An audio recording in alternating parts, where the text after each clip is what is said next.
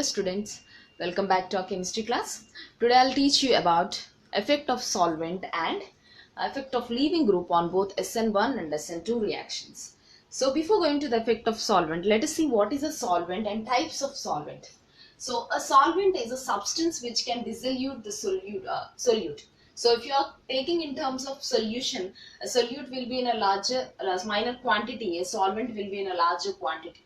So here what a solvent can do in chemical reactions. This solvent can dissolute the particular reactants in the reaction. That means sometimes it can increase the rate of reaction, sometimes it may decrease the rate of reaction. So let us see what are the types of solvent.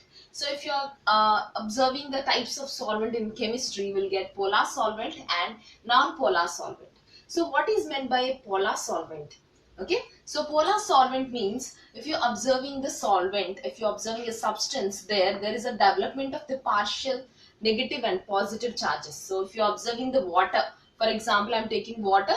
If you see water structure, it is a structure of water and there is a development of negative charge on the oxygen and positive charge on the hydrogen. This is because oxygen is more electronegative when compared to hydrogen. This electronegativity difference gives the development of the charges on these elements. So whenever the charges are developed, then that solvent is called as a polar solvent. Okay, so if you are observing the non-polar solvent means here there is no development of partial charges on any element. So you can observe the benzene. So you can see benzene, both carbon and hydrogen. If you observe the benzene structure, they are covalently bonded. Okay, there is no more electronegativity difference between both carbon and hydrogen. There is a less electronegativity difference between carbon and hydrogen. Due to that, there is no partial development of charges. Hence, we can call that as a non-polar solvent. So coming to the polar solvent. In polar solvent, you will have two types. One is protic solvent, another one is non-protic solvent. So what is meant by the protic solvent? Okay, protic solvent means in name itself you can see it gives protons. So for example, I'm taking water. Water can dissociate and gives rise to H plus and OH minus. So if you observe a non-protic solvent, it won't give any protons. If you observe the diethyl ether, I'm taking diethyl ether students. Here you can observe oxygen will have partial negative charge. Again, carbon will have a partial positive charge because of the electronegativity difference. And you can see clearly this hydrogen is covalently bonded to the carbon. So it won't dissociate and it won't come out as H plus. So proton is not given by this non-protic solvent. So it is a non-protic and it won't give any protons. Okay. So now protic solvent and non-protic solvent mainly will use polar solvents in SN1 and SN2 reactions. So why we are using a polar solvents here? So if you observe carbon ligand bond, that means carbon halogen bond is always polar in nature because of the electronegativity difference between carbon and halogen. There is a development of the partial charges on this particular halides, alkyl halides. Hence, these are polar substances, polar reactants. Due to that, we are taking the polar solvent. Always polar substances dissolves in polar solvent. Students, remember that. So now this polar substance will dissolve in this polar solvent only. So now I'm taking the SN1 reaction. SN1 reaction. In SN1 reaction, if I add the protic solvent, so always remember SN1 reaction favors by the polar protic solvents. Okay, why it is favored by this polar protic solvents? So if I take this alkyl halide, always in SN1 reactions, tertiary alkyl halide will be taken. So here tertiary alkyl halide, first the leaving group comes out and forms a carbocation. Okay, so next after formation of carbocation, nucleophile comes and attacks on it.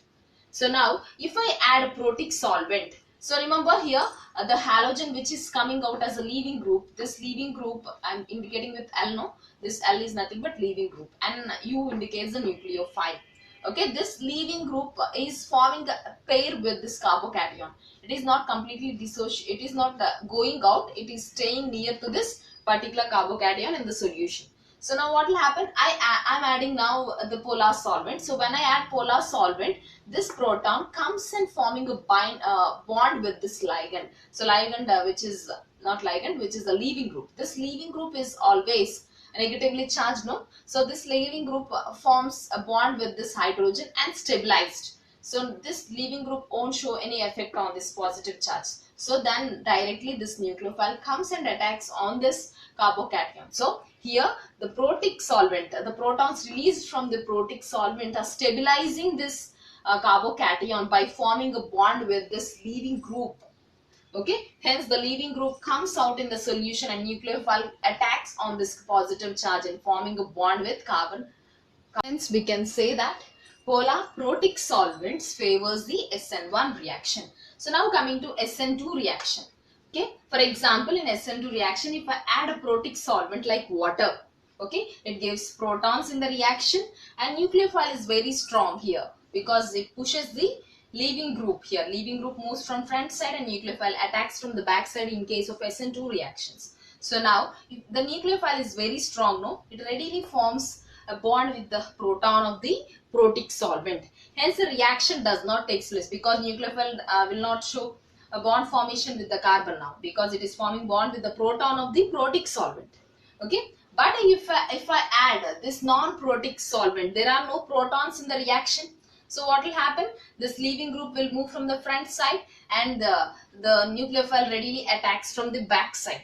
So here the nucleophile bond forms a bond with the carbon and leaving group comes out easily. Hence we can say that polar aprotic or non-protic solvent favors the SN2 reaction. Next, coming to the nature of leaving group. Always SN1 and SN2 reactions requires good leaving group. Okay, so we can observe different halogens in this halogen compounds, mainly fluorine, chlorine, bromine and iodine.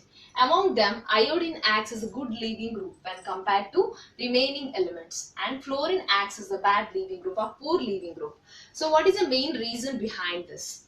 Here bond enthalpy is very important to discuss now. So carbon iodine bond enthalpy is less when compared to carbon fluorine bond enthalpy. Okay, so let us see what is the reason for this less bond enthalpy and more bond enthalpy. So if you observe carbon fluorine bond is having more polarity when compared to carbon iodine bond. This is because electronegativity values of fluorine is more. Because if you observe halogens from top to bottom, size will increase. So when size increases, electronegativity decreases. When size is less, that element will have more electronegativity. So for example, I am taking here large sized element and small sized element. Okay, so if you observe small size element, it has less number of orbitals, a number of shells, and it is near to the nucleus. It attracts electrons towards itself. So when it attracts electrons, that means because of small size, nucleus is readily attracts electrons. So hence it has more electronegativity. But when the number of shells increases in large sized atom, it cannot attract electrons easily. So it will have less electronegativity. So here iodine will have a less electronegativity when compared to fluorine. So here there is a development of partial charges, that is called polarity. So carbon fluorine bond is having more polarity when compared to carbon iodine bond because of their less electronegativity differences.